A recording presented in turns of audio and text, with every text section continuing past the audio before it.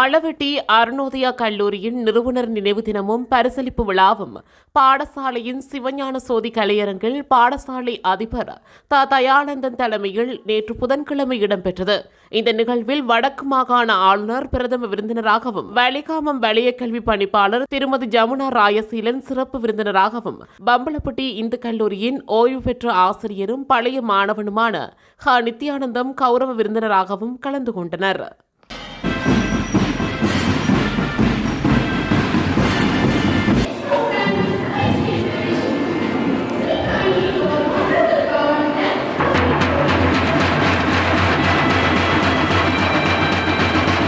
सदिग्ध पाटिल श्रीमती श्रीमती शिवकांत सदीपु दर्शना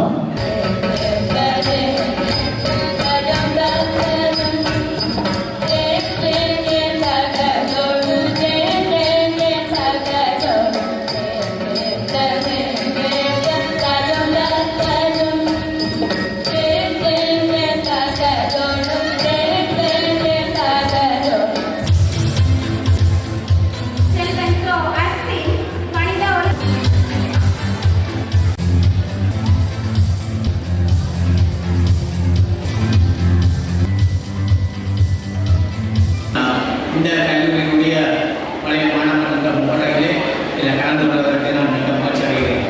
1969ஆம் ஆண்டு நான் 4ஆம் வகுப்பிலே இதில் சேர்ந்தேன். 69ஆம் ஆண்டு 74ஆம் ஆண்டு 73ஆம் ஆண்டு வரை இந்த கல்விக்கு நான் 9ஆம் ஆண்டுக்கு அதாவது இந்த கல்வி தான் என்னையும் அனுப்பி வைத்தது. நவோதய பிரசிடன்ட் கிடைக்க முடியாது. நான் மாநில கல்லூரிக்கு சேரவும் வந்து அதில் பெருமைப்படுகிறேன். அந்த வகையிலே நான் அந்த கல்லூரியுடைய நாங்கள் எந்த விதமான ஒரு தனியார்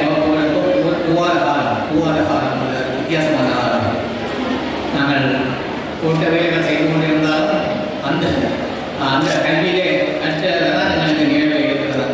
அந்த அந்த ஆசிரியத்தை அர்ப்பணிப்பது மிக உன்னதமானது. அதே நாங்கள் உயர்வதிலே நான் மனித கல்லூரியிலே கற்கின்ற பொழுதும் அந்த ஆசிரியரை நாங்கள் இப்பொழுதும் நாங்கள் போட்டுள்ளோம் என்றால் அந்த அவர்களை கற்பித்த பொழுதும் பல நாங்கள் தனியார் வகுப்புகளுக்கு போகவில்லை. அவை அந்த வகையிலே நான் பெருமைப்படுகிறேன். அந்த ரோல் முன்னதாக இருந்த ஆசிரியர்களை நான் பெருமைப்படுகிறேன். இந்த ஒரு கல்லூரியினுடைய வளர்ச்சி நான் நெடுக செல்வதாக அது ஒரு கல்லூரியாக இருந்தாலும் சரிதான், ஒரு தனியார் நிறுவனமாக இருந்தாலும் சரிதான், எந்த நிறுவனமாக இருந்தாலும் சரிதான், அது வளர்ச்சி வந்து முக்கியமாக அந்த தலைமத்துவ பண்புகள் தான் இருக்குது. தலைமத்துவ பண்பு வந்து உழைக்க போது அது அந்த நிறுவனம் பாழாகி போவதை காணலாம்.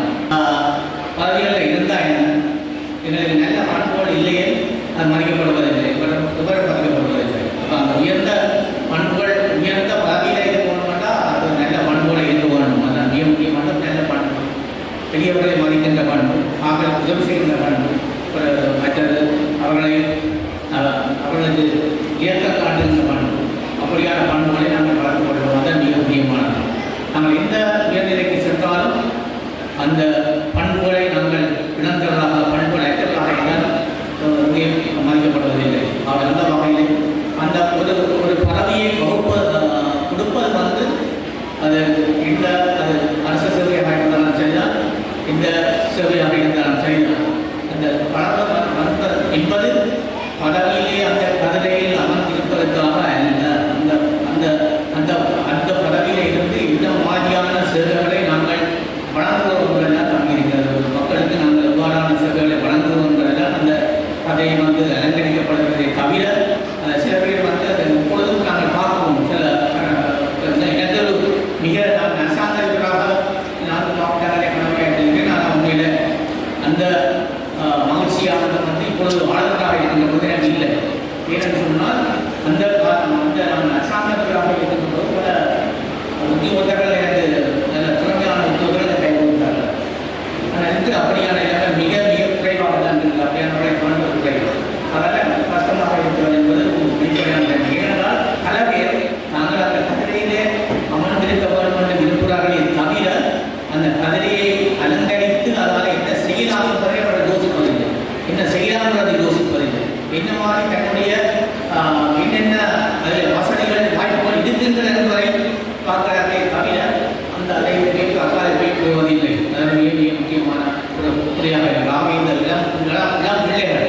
நீங்கள் தான் வருங்காலத்திலே மிக முக்கியமானவர்கள். நீங்கள் வருங்காலத்திலே ஒரு பார்வையில் முக்கிய பார்வையில் வைக்க இருக்கிறீர்கள். நீங்கள் அந்த நல்ல பண்புகளை கொண்டிருக்கணும். மிக முக்கியமாக மற்றவர்களை மதிக்கப்பட வேணும், மற்றவர்களுக்கு உதவி செய்யப்பட வேணும், மற்றவர்களை நாங்கள் இழந்திருந்த தன்மை இருக்க வேணும். அது மட்டுமல்ல, நாங்கள் எங்களுக்கு தலைமைத்துவ பண்புகள் வேணும். தலைமைத்துவ பண்பு என்று சொல்லுகின்ற போது நாங்கள் மற்றவர்களை பார்த்து எங்களுக்கு முதல் வழிகாட்டியாக இருந்தவர்கள், அவர்களை ரோல் மாடலாக சொல்லுவார்கள், முன்னுதாரணமாக இருந்தவர்கள், அவர்களை பார்த்து அவர்கள் மாதிரியாக நாம் எந்த ஒரு தலைமை பதவியை வைக்கின்ற போது பின்னால் உள்ளவர்கள் அந்த அடுத்த நிலையில் உள்ளவர்கள் எங்களை பார்த்து மதித்தாங்க அல்லது அவரை பார்த்து பழகின்ற தன்மை நாம் கொண்டு வரணும். அதான் மிக முக்கியமானது. அவர் இந்த இளம் பிள்ளைகள் மற்றவர்களுக்கு உதவி செய்வர்களாக, மற்ற நல்லவர்களை பார்த்து பழகுகிறவர்களாக அவர்களை அதுதான் மிக முக்கியமானதாக இருக்கிறது. ஆகவே அந்த வகையில் இந்த இளம் பிள்ளைகள் ஒரு சிறந்த ஒரு ஆளுமைகளாக உருவாக்கணும். கல்வியிலே உயர்ந்த நிலையை அடைவது மட்டுமல்ல, சிறந்த பண்புகளை கொண்டிருக்கணும், அல்லது ஆளுமைமிக்கவர்களாக இருக்கணும். ஆளுமை மற்றவர்களை வழிநடத்துகின்றவர்களாக, மற்றவர்களுக்கு முன்னுதாரணமாக இருப்பவர்களாக மாற வேண்டும். அதுதான் உண்மையிலே நாங்கள் இந்த பிள்ளைகளுக்கு செய்கின்ற கடமை. அதுதான் நம்முடைய ஒரு சிறந்த சமூகத்திலே ஒரு சிறந்த உன்னத நிலையை அடைவதற்கு அவர்களை வழிகாட்டுபவர்களாக இருக்கணும். நாங்கள் படிக்கின்ற ஆசிரியர்களை இப்பொழுது நாங்கள் ஏற்றுக் கொண்டிருக்கோம் என்று எனவே நாங்கள் இப்போ சொல்வதை நாங்கள் சில பேர் உங்களுக்கு அந்த கண்ணுக்கு முன்னால் வருவார்கள். அந்த நேர முகாமைத்துவத்தை பற்றி நான் நினைக்கிறேன் திரு நித்யானந்தா அவர்களுக்கு இருக்கிறார்கள். அவர்களுக்கு தெரியும். நாங்கள் கணிதம் படிக்கின்ற பொழுது சீனிவாசன் இந்த பெல் அடித்தால் அதை முன்னிட்டு போக பெல் அடிக்க வந்து நிற்பேன். அடுத்த அந்த கற்றவர் வழிகிடைக்க வந்து அப்படி பல ஆசிரியர்கள் கிடைக்கிறது. அந்த முன்மாதிரியாக எல்லா இடத்திலும் முன்மாதிரியாக இருக்கிறார்கள். அந்த அதை நாங்கள் பெருமைப்படுகின்றோம்.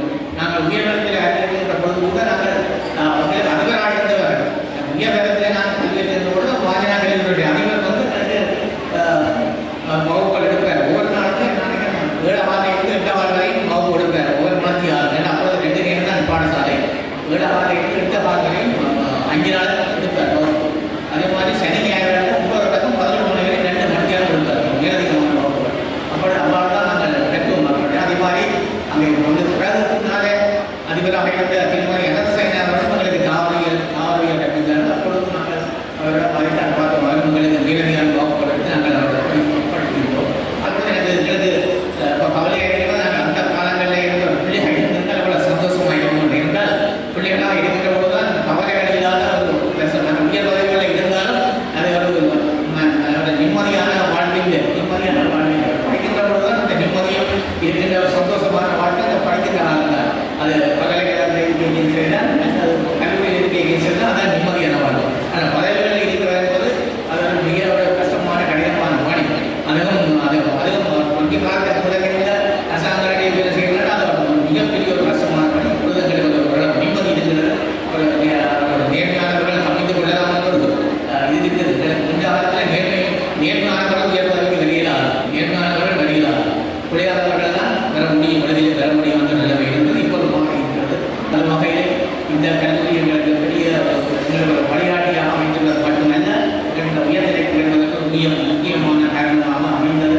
அந்த வகையிலே நான் கலந்து கொள்வதற்கு நான் மிக்க முயற்சி அடைகிறேன். இதுபோன்ற செய்திகளை உடனுக்குடன் அறிந்து கொள்ள தமிழ் பிளஸ் யூடியூப் சேனலை மறக்காம சப்ஸ்கிரைப் பண்ணுங்க, கமெண்ட் பண்ணுங்க, ஷேர் பண்ணுங்க.